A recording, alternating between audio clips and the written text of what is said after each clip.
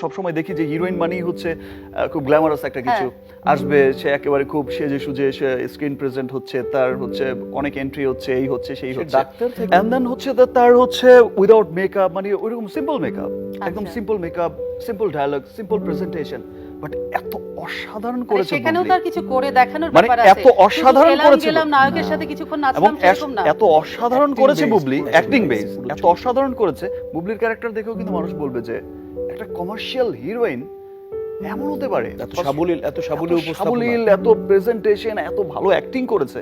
মানে বুবলিকে ভেঙেছে এবং বুবলি খুব প্রশংসিত হয়েছে। বুবলির প্রথম যখন গান রিলিজ হয়েছে পাগলমন, তখন অনেকে অ্যাপ্রিশিয়েট করেছে, ওয়াও নতুন বুবলিকে দেখলাম।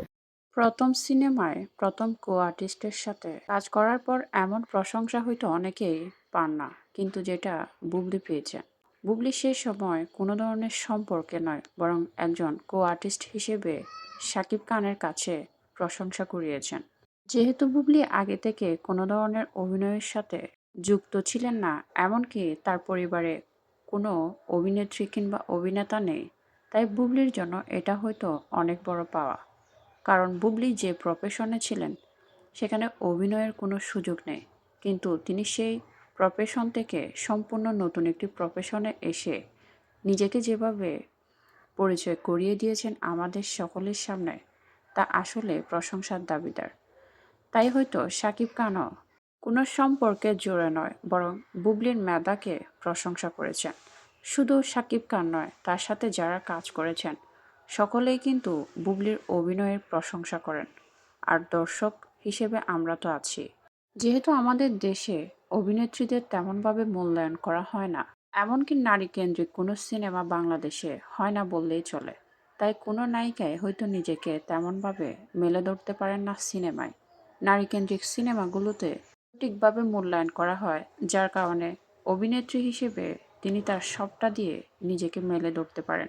যেহেতু আমাদের বাংলাদেশে সব ধরনের সিনেমা শুধুমাত্র নায়ক কেন্দ্রিক হয়, তাই নায়িকারা সেখানে শুধুমাত্র শোপিস হিসেবেই কাজ করেন, নায়কের সাথে প্রেম করেন, নাচা গানা এইসব। অভিনেত্রী হিসেবে তেমনভাবে নিজেকে মেলে ধরার তেমন কোনো সুযোগ থাকে না এইসব সিনেমায়।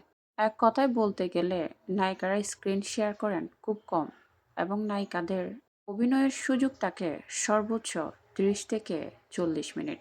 কিন্তু এই 30 থেকে 40 মিনিটে যে নায়িকারা নিজেদেরকে মেলে ধরতে পারেন, তারাই হয়তো সবচেয়ে ভালো কিংবা অভিনেত্রী হিসেবে তকমা পান, যেটা বুবলি করতে পেরেছেন। আর তাই হয়তো শাকিব খান তার প্রশংসা করার এই সুযোগটি মিস করেনি। সেই সাথে মিশা সওদাগর সহ যারা ছিলেন এই সিনেমায়, প্রত্যেকে বুবলির প্রশংসা করতে বাধ্য হয় সে সময়।